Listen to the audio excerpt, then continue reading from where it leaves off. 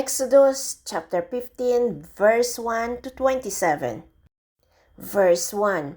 Then Moses and the Israelites sang this song to the Lord. I will sing to the Lord, for he is highly exalted. Both horses and driver he has hurled into the sea. Verse 2. The Lord is my strength and my defense. He has become my salvation. He is my God, and I will praise him, my Father's God, and I will exalt him. Verse 3. The Lord is a warrior. The Lord is his name. Verse 4. Pharaoh's chariots and his army he has hurled into the sea. The best of Pharaoh's officers are drones in the Red Sea. Verse 5. The deep waters have covered them. They sunk to the deeps like a stone. Verse 6. Your right hand, Lord, was majestic in power. Your right hand, Lord, shattered the enemy. Verse 7. In the greatness of your majesty, you threw down those who opposed you. You unleashed your burning anger. It consumed them like stubble. Verse 8. By the blast of your nostrils, the waters piled up. The surging waters stood up like a wall. The deep waters congealed in the heart of the sea. Verse 9. The enemy boasted, I will pursue. I will overtake them. I will divide the spoils. I will gorge myself on them. I will draw my sword, and my hands will destroy them. Verse 10. But you blew with your breath, and the sea covered them. They sank like lead in the mighty waters. Verse 11. Who among the gods is like you? Lord, who is like you? Majestic in holiness, awesome in glory, working wonders. Verse 12. You stretch out your right hand, and the earth swallows your enemies. Verse 13. In your unfailing love you will lead the people you have redeemed. In your strength you will guide them to your holy dwelling. Verse 14. The nations will hear and tremble. Anguish will grip the people of Philistia. Verse 15. The chiefs of Edom will be terrified. The leaders of Moab will be seized with trembling. The people of Canaan will melt away. Verse 16. Terror and dread will fall on them. By the power of your arms they will be as still as a stone until your people pass by. Lord, until the people you brought pass by. Verse 17. You will bring them in and plant them on the mountains of your inheritance, the place, Lord, you made for your dwelling, the sanctuary, Lord, your hands establish. Verse 18. The Lord reigns forever and ever. Verse 19. When Pharaoh's horses, chariots, and horsemen went into the sea, the Lord brought the waters of the sea back over them, but the Israelites walked through the sea on dry ground. Verse 20. Then Miriam the prophet, Aaron's sister, took a timbrel in her hands, and all the women followed her, with timbrels and dancing. Verse 21. Miriam sang to them, Sing to the Lord, for he is highly exalted. Both horse and driver he has hurled into the sea. Verse 22. Then Moses led Israel from the Red Sea, and they went into the desert of Shur. For 3 days they traveled in the desert without finding water. Verse 23. When they came to Marah, they could not drink its water because it was bitter. That is why the place is called Marah. Verse 24. So the people grumbled against Moses, saying, What are we to drink? Verse 25. Then Moses cried out to the Lord, and the Lord showed him a piece of wood. He threw it into the water, and the water became fit to drink. There the Lord issued a ruling and instructions for them and put them to the test. Verse 26. He said, "If you listen carefully to the Lord your God and do what is right in His eyes, if you pay attention to His command and keep all His decrees, I will not bring on you any of the disease I brought on the Egyptians, for I am the Lord who heals you." Verse 27.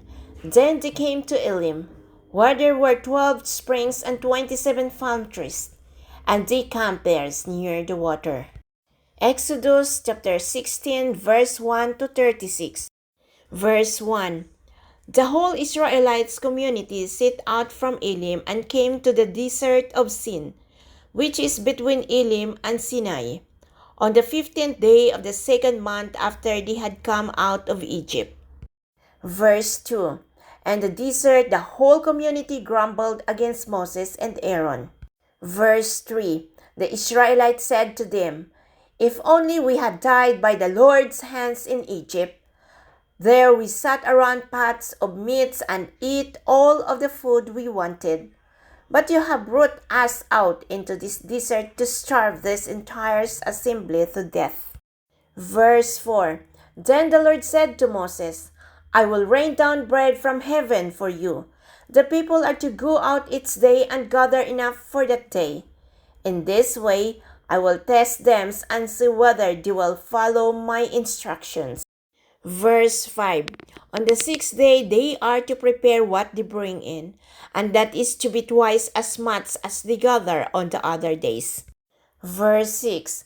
So Moses and Aaron said to all the Israelites, "In the evening you will know that it was the Lord who brought you out of Egypt." Verse 7. And in the morning you will see the glory of the Lord, because He has heard your grumbling against Him. Who are we that you should grumble against us? Verse 8. Moses also said, "You will know that it was the Lord when He gives you meat to eat in the evening and all the bread you want in the morning, because He has heard your grumbling against Him. Who are we? You are not grumbling against us, but against the Lord." Verse 9.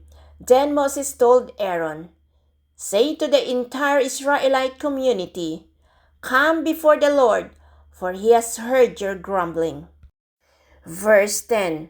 While Aaron was speaking to the whole Israelite community, they looked toward the desert, and there was the glory of the Lord appearing in the cloud. Verse 11. The Lord said to Moses. Verse 12. "I have heard the grumbling of the Israelites. Tell them, at twilight you will eat meat, and in the morning you will be filled with bread. Then you will know that I am the Lord your God."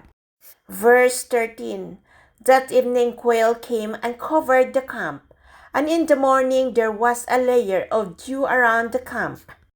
Verse 14. When the dew was gone, 10 flakes like frost on the ground appeared on the desert floor. Verse 15. When the Israelites saw it, they said to each other, "What is it?" For they did not know what it was. Moses said to them, "It is the bread the Lord has given you to eat." Verse 16. This is what the Lord has commanded. Everyone is to gather as much as they need. Take an omer for each person you have in your tent. Verse 17. The Israelites did as they were told. Some gathered much, some little. Verse 18. And when they measured it by the omer, the one who gathered much did not have too much, and the one who gathered little did not have too little. Everyone had gathered just as much as they needed. Verse 19. Then Moses said to them, "No one is to keep any of it until morning." Verse 20. However, some of them paid no attention to Moses. They kept parts of it until morning, but it was full of maggots and began to smell. So Moses was angry with them. Verse 21. Each morning everyone gathered as much as they needed, and when the sun grew hot, it melted away. Verse 22. On the 6th day, they gathered twice as much, 2 omers for each person. And the leaders of the community came and reported this to Moses. Verse 23. He said to them, "This is what the Lord commanded. Tomorrow is to be a day of Sabbath rest, a holy Sabbath to the Lord. So bake what you want to bake and boil what you want to boil. Save whatever is left and keep it until morning." Verse 24. So they saved until morning, as Moses commanded, and it did not stink or get maggots in it. Verse 25. Eat it today, Moses said, because today is a Sabbath to the Lord. You will not find any of it on the ground today. Verse 26. 6 days you are to gather it, but on the 7th day, the Sabbath, there will not be any. Verse 27. Nevertheless, some of the people went out on the 7th day to gather it, but they found none. Verse 28. Then the Lord said to Moses, "How long will you refuse to keep my commands and my instructions?" Verse 29. Bear in mind that the Lord has given you the Sabbath. That is why on the 6th day he gives you bread for 2 days. Everyone is to stay where they are on the 7th day. No one is to go out. Verse 30. So the people rested on the 7th day. Verse 31. The people of Israel called the bread manna. It was white like coriander seed and tasted like wafers made with honey. Verse 32. Moses said, "This is what the Lord has commanded. Take an omer of manna and keep it for the generations to come, so they can see the bread I'll give you to eat in the wilderness when I brought you out of Egypt." Verse 33. So Moses said to Aaron, "Take a jar and put an omer of manna in it.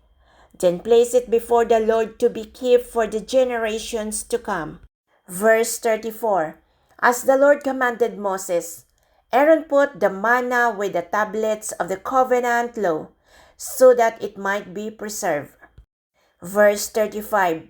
The Israelites ate manna 40 years, until they came to a land that was settled. They ate manna until they reached the border of Canaan. Verse 36. An omer is 1/10 of an ephah.